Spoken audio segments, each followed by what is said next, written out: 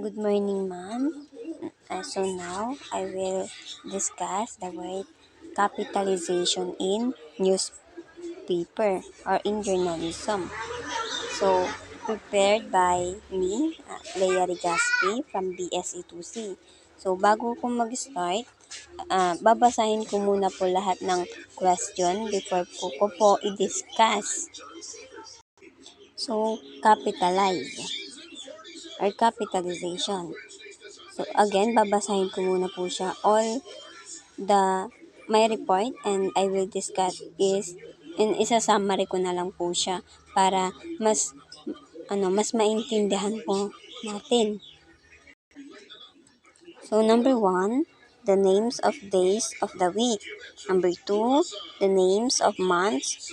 3, the names of centuries, 10th century, 9th century. Number 4, all proper names of person, animals, object, or places. 1 Carlos Rizal Park. 5 is all titles when they precede the name, like Superintendent Juan Caballeros, Captain Romeo Morales.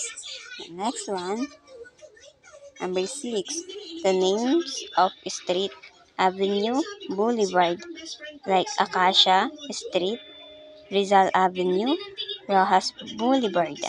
Number 7, the first word of sentence, the first word of complete line of poetry, and generally the first word after a colon if the material that follows the colon is on independent clause. Number 8, the principal words in the titles of books, plays, lectures, stories, etc., and the first word in such titles.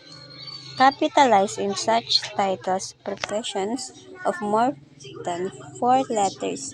The man without a country, or the man without or with the who. The next one is number 9.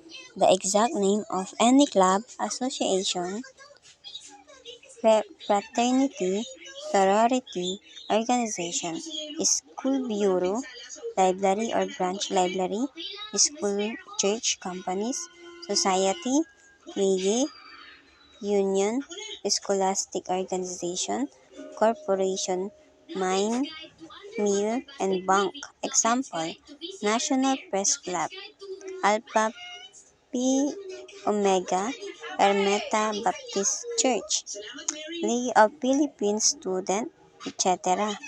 Make sure that the exact title of each organization is used on first reference so that organization in the story.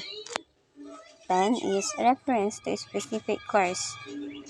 Example is yung history, commercial law, etc. Do not capitalize a general reference to a broad such subject as in he specialized in study is of history, mathematics, and chemistry. Exception when an academic subject comes from a proper noun. For example, he enjoyed his student in Spanish. And next is number 11.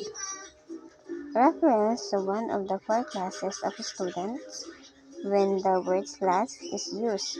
Do not capitalize when the word class is not used. Example, the sophomore class will hold a picnic. The sophomores will hold a picnic. Number 12. Reference to school building or other buildings are used, like Carlo M. Recto building a PUP. 13. Reference to administrative offices, attendance office, superintendent's office in general. Do not capitalize reference to other rooms within the school building. High school auditorium, cafeteria, manual training room, assemble hall, locker room, etc. 14. Reference to particular departments, manual training department, commercial department, Spanish department. And 15. Names of holidays and special weeks: Independence Day, Thanksgiving Day, Good Friday, Education Week, Book Week, etc.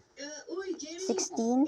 Names of races of nationalities like India, Chinese, Caucasian, etc. 17. Names of basketball teams and other athletic clubs like Shell, San Miguel, or Presto. 18. Reference to the Bible or book of the Bible or the deity. 19. Reference to see all sessions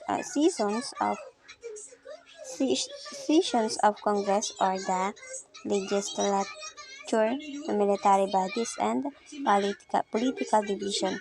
For example, 25 Congress, Liberal Party, Christian Democrats. So, all of that, lahat ng nabanggit dyan is um, nasa newspaper and part siya ng capitalization. Good news writing has to do more than avoid providing errors, when to use a specific proper noun, and when to use a common noun. Depends on what newsworthy about the specific story you're writing. So there isn't single correct way. You should always introduce the major, or the fire chef, or a college degree, or a government committee.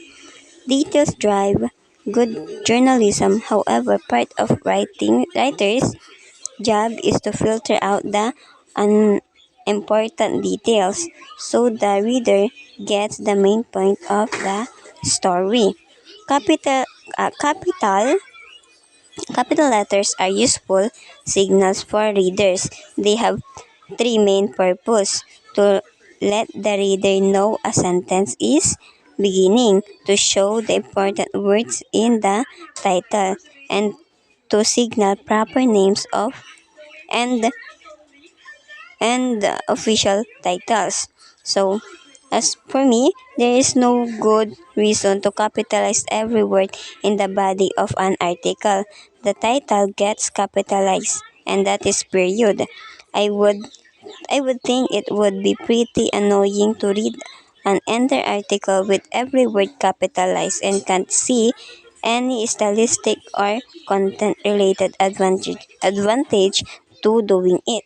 So, napakapangit naman siguro makita na sa buong newspaper nakakapitalize. Lahat ng yun, ah, parang lahat ng yun is mahalaga, or hindi masyadong, lahat ng yun is important.